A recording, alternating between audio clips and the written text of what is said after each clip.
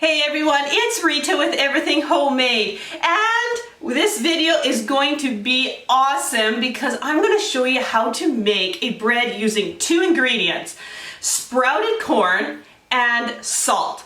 We are going to make a delicious bread using those two, and that is it. There's no other hidden ingredients in this. So stay tuned for that. I'm going to do a couple of minutes of some housekeeping here. One, thank you for holding tight, as I know I haven't posted as many videos in the summer. I usually don't because I heavily garden, and that is our food for the family, because that's what we live on all winter long. So it's really, really critical that I spend that time gardening and harvesting for our family. Our garden season went awesome. We got I call it a potato year. Oh my word, the potatoes were gorgeous. We got lots of good popcorn, corn, root veggies, etc. So we're still a bit harvesting, but not as crazy as even a week ago. Another thing is, if you're new to my channel, welcome. And if you regularly follow me, thank you so much. It's great to see you. I have also been working about a month now on getting my Everything Stevia book and Everything Whole Wheat Sourdough book on Amazon. So now you can go to Amazon and order my Everything Homemade Cookbook series on Amazon. You can head to my website, everything-homemade.com, to learn more about these cookbooks. I made this decision so more people around the world can order, because it is expensive to ship overseas, and this way, go to your Amazon and you can purchase it there and get it shipped right to you through Amazon. Okay, let's make this bread. So the very first thing you want to do is grab some corn. Now I have 2 cups of dried corn, and we are going to soak this and get it sprouting. So this is corn that actually can germinate. We dry this from our garden, so that is one of the best ways to get a lot of corn seeds that you can germinate for very cheap, is to grow your own corn and harvest it. You would have to look around to see if you can get big bags of corn that you can sprout. Mom Seed in Canada, I'll put a link in the description, does sell corn seed in bulk. So if you want to use that and sprout it to make this bread, that is one of the best places in Canada that I know of, because I am a Canadian. So if you're going to the United States, you're going to have to just do a bit of digging. Look for sites that sell sprouting seeds in bulk. That would be my very first place I would go. Okay, I don't got sprouting seeds. I don't want to make this a sprouted cornbread. I just want to make it cornbread using the same technique that I'm going to show you. Go right ahead. Grab 3 cups of corn, whether that's from frozen, just thaw it out, or fresh corn as well. Just make it about 3 cups, because you got to remember, when I'm sprouting this, I'm going to add water to get it activated, so it's going to bulk up, okay?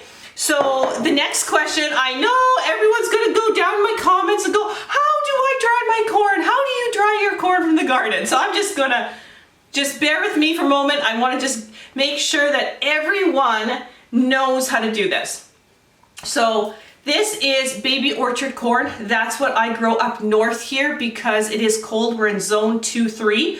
And so we're in northern Alberta, Canada. We can't grow those plants that are like 6 feet, 7 feet tall. So I grow baby orchard corn, and the plant only gets about 3 to 4 feet, but it's guaranteed harvest every single year, rain, shine. It is like corn that grows here. You can find the seeds on my website, everything-homemade.com. I can only ship within Canada, but if you live in Canada and want this seed, definitely check out my website. But these are the size of the cobs. So they definitely are smaller, but you're guaranteed a harvest. And what we do is we just literally take them off the plant. We let them to over mature, take them off the plant, and then we just place them on a rack and let them dry out for about 3 or 4 months. And you can see these are getting like wrinkly, and that's a good sign that they're drying out, but they're still a bit flexible.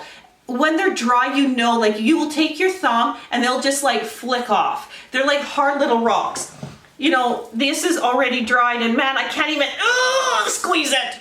Okay, so they're hard little rocks when they're dry, and that's how you dry them. If you want sprouted corn, like how simple is that, right?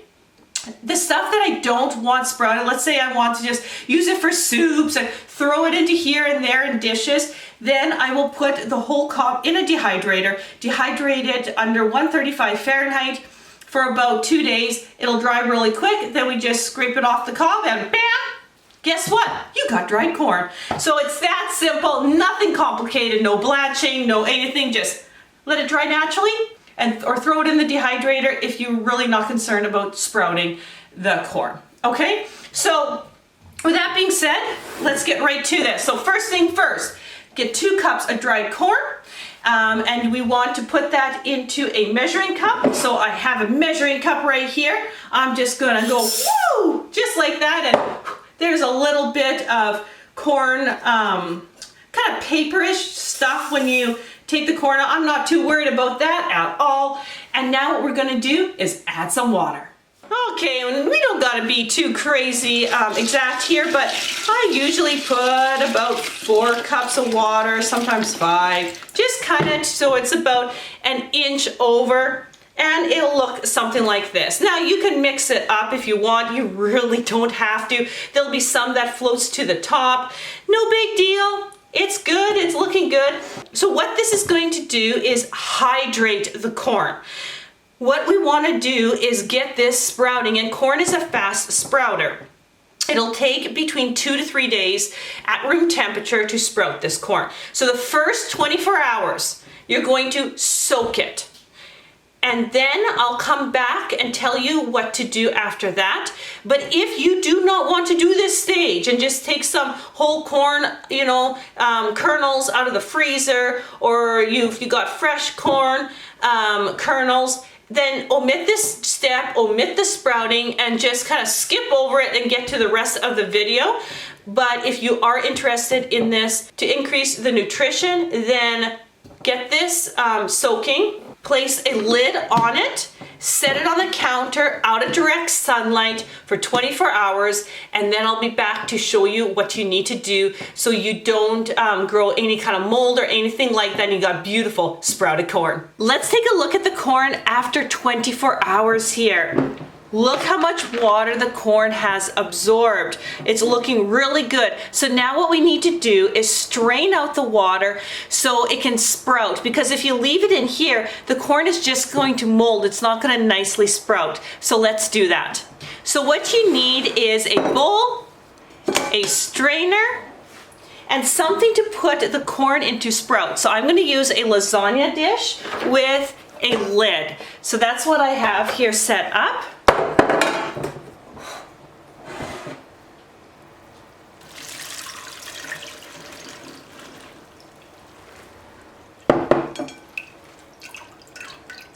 You want to get as much of the water out of it as possible. Oh, the smell, you can just smell the corn. It's so good. All right, and then we're going to just place it in a lasagna dish.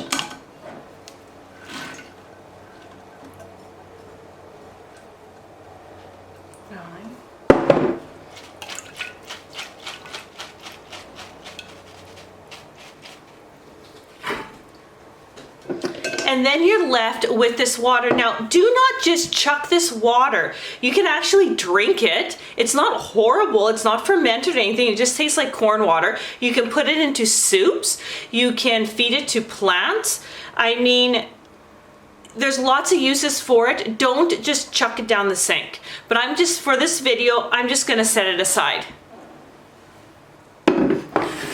Okay, so now you have the corn in some kind of dish. Now, you can have it in a dish like this where you're spreading it out to sprout. I've also sprouted in a gallon jar as well. So the options are there. Find something that you can put the corn in, that you can either put some plastic over or a lid over it, just so the corn doesn't dry out. Now, I'm not too worried about air circulation and mold, because we're only going to be sprouting these where the roots start to form. It's not going to be like weeks on weeks. It's only going to be a couple of days, so no big deal. So cover it, set it aside at room temperature, out of direct sunlight, and wait 2 to 3 days till it forms that root, which is activating the seed. And that's the stage, that we want to make the bread.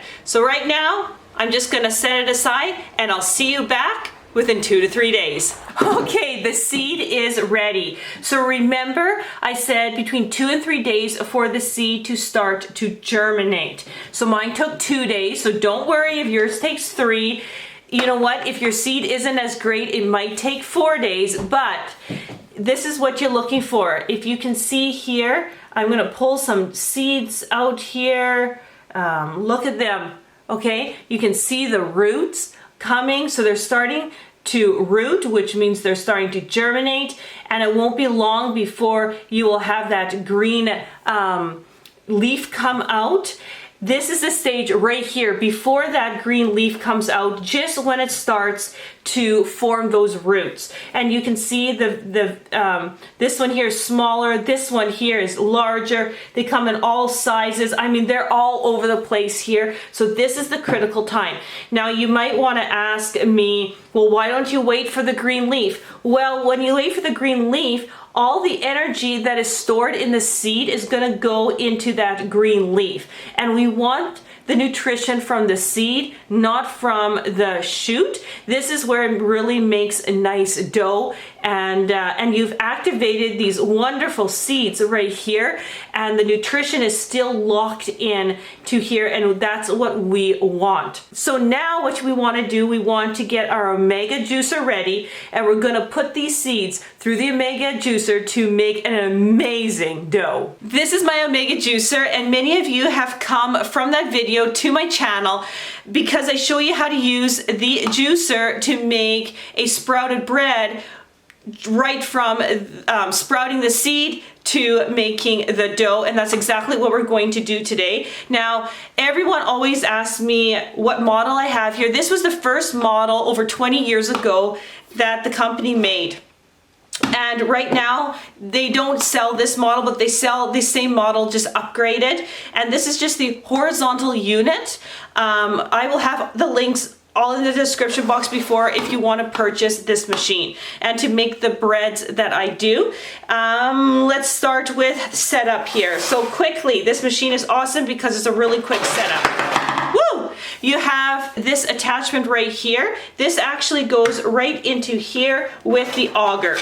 So the auger is here, and sometimes I like doing this all in one. So you just slip in the auger like that, and it just kind of catches in here. Just like that, and then you lock it. So it's pretty simple, straightforward. Now, this is the juice attachment. You do not want to use that one. You want to use the one that you would use for pastas. This is a pasta machine as well. And this is what gave me the idea at first, was if you can make pasta, why can't you make dough? So, put that on there.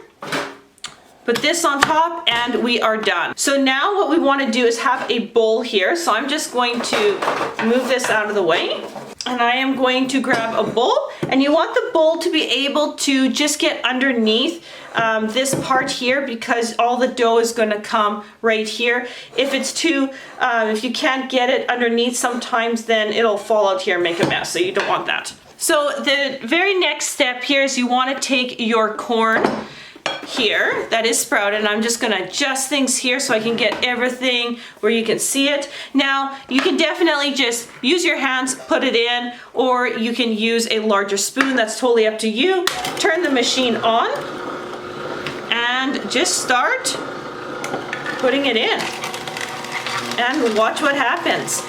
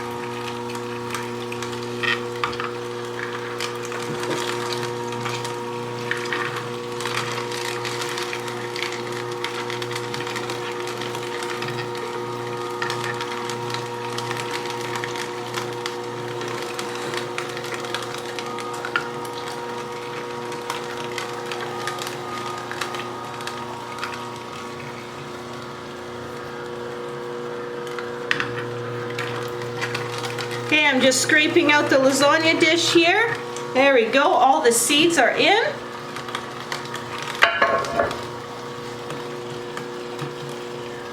And I just let it run for just 15 seconds there. Make sure it got all the corn. Looking good, nothing more is coming out. We turn off the machine right here, and you notice that it has a little bit of a puddle here. So sometimes I forget about this. Sometimes if there's a little bit of extra moisture, I should have put one of these underneath. Hindsight 2020, right?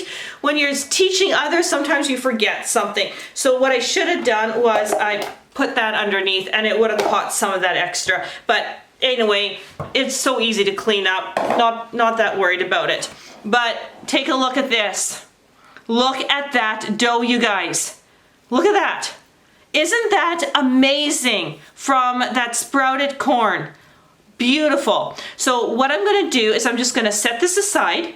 I am going to just quickly take this apart, because if you don't clean this right away, it's really hard to clean. It's so much easier to clean fresh. I'm just going to take this apart, put it in my sink with some hot water and soap just to soak, and then I'm going to get right to making this bread. Now that we are all cleaned up, we only have one other ingredient to add into here, and that is some salt. It really tastes good with a little bit of salt in here, and I like using a teaspoon of salt. And I have Red Min's sea salt here. You can see the little minerals in it. It's a beautiful salt. I call this a sweet salt because when you haven't stripped the salt with any of its minerals and goodness, it's actually a sweet salty taste, and you can actually use you want to use a little bit more salt in it. But if you are just using normal table salt that is bleached white, you want to use a half a teaspoon. So I'm going to use a teaspoon here of salt. And now what I want to do is get my hands in here and form this into a loaf. Okay. So you want to, now you're not worrying about kneading this because there's nothing to knead. What you want to do is just form this into a really nice circular ball at first. Oh, the smell of the corn is unbelievable. Okay.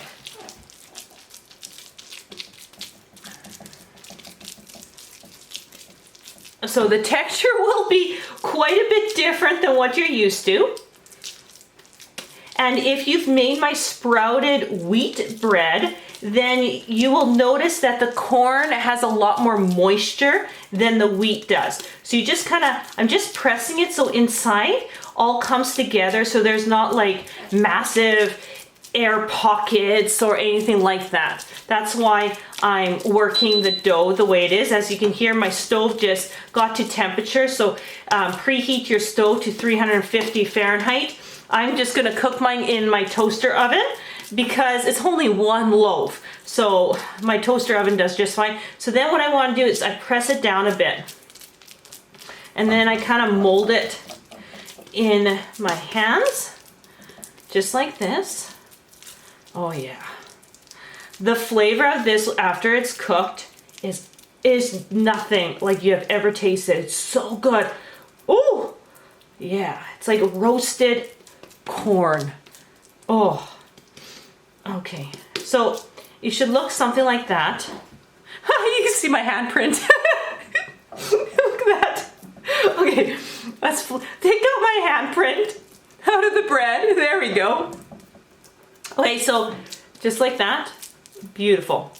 Okay, so now what we want to do is I'm just going to place this down here really gently. Is grab kind of like a casserole dish or a Dutch oven, and then place a piece of parchment paper on there. Okay, so place a piece of parchment paper on there, just like that. And then I'm just going to gently pick my loaf back up, smoothen it out some more. Then I'm just going to drop it right in the middle. There we go. So now it's not gonna stick on everything. Okay? So now I'm just gonna rinse off my hands. And then I'm gonna just grab the lid. Now you can use any kind of casserole dish or a pot without any plastic or anything like that. You're basically looking for something you can bake with that has a cover on it. So I'm just going to press this down, make sure I got a good seal. There we go. And I noticed that I got a bit of a crack there. Just gonna fix that up a little. Just like that. Perfect. Okay, and then now what we're gonna do is place it in our oven, 350 degrees Fahrenheit for 3 hours. That's what we're looking at while cooking this bread. So I'm just about ready to take out the bread out of the oven, but first I'm gonna show you a little bit of setup. So with this bread, I like to cool it completely different than, let's say, my sourdough loaves. So what I do is I have a pot here with a lid. This can be a glass pot, it can be a metal pot. It doesn't really matter. But what matters is that you have a rack that fits into it. This one actually doesn't go down all the way, which is fine. You want a rack that has little feet on it because it's important that your bread does not just sit on the rack, which then is really close to the bottom of your pot. This is because when you put your bread on it, you're going to put the lid on it as well. And this really helps the bread from drying out on top, which isn't really nice.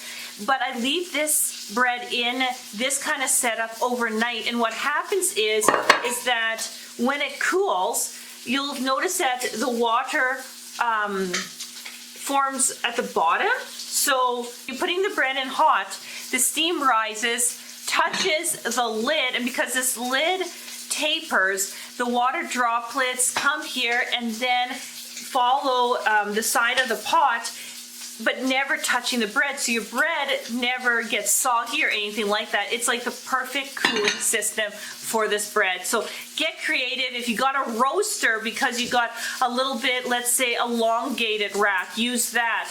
Just look around the house, put something together that works. Oh yeah, take a look at that. Oh, and you can, even through the casserole dish here, you can see the golden brown top. Perfect. Oh yeah. Woo! Okay. So if you feel the top, you got a nice golden brown. It's gonna be a bit soft, but it is hot, and that's just perfect. Absolutely perfect. Okay, so we need to take this out and put it into our pot. So what I like to do is just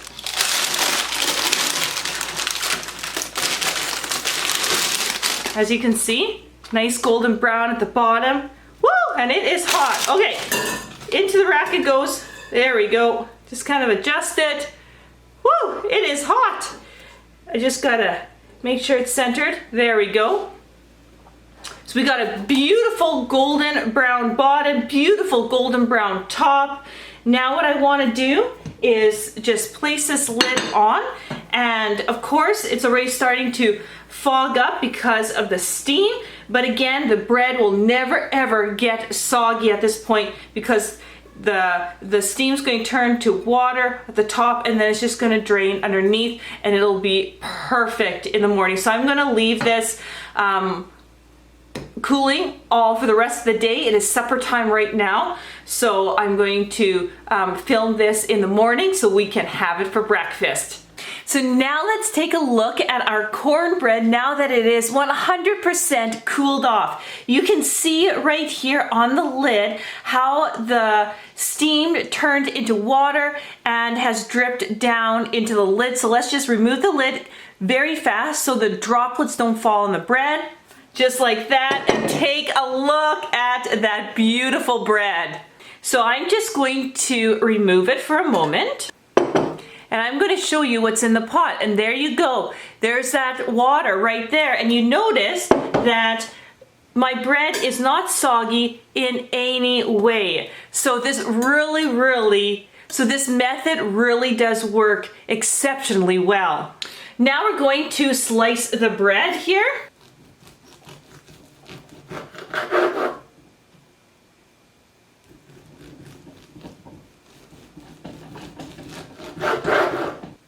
So if you take a look here, it is a quite dense loaf, but oh, the flavor is just so good.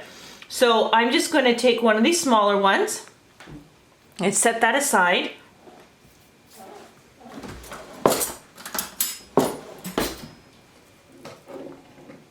I'm going to add a little bit of fresh butter I made this morning.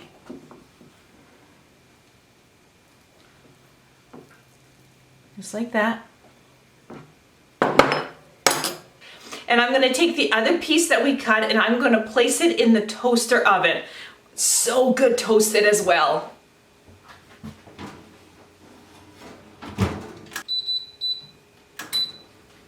So while it toasts, let's taste it with just butter and the slice of cornbread.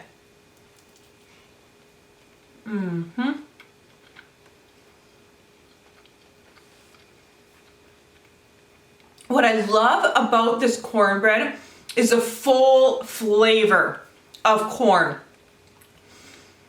There's nothing like it. Absolutely nothing like it.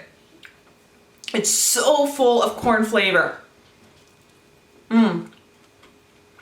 Alright, this is absolutely delicious. So, let's just give the toaster oven a couple of minutes, and I can't wait to show you how it looks toasted, and definitely eat it. Okay, take a look at the toast. You see how nice and brown it is there? Oh yeah, over here as well. I'm just letting it cool off just for a moment because it's pretty hot. But I'm going to put a little bit of butter on it. Of course, it's going to melt a bit. Oh. There we go. Come on.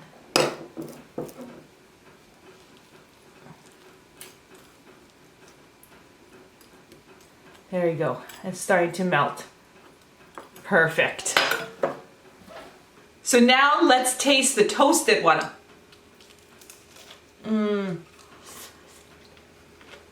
Oh.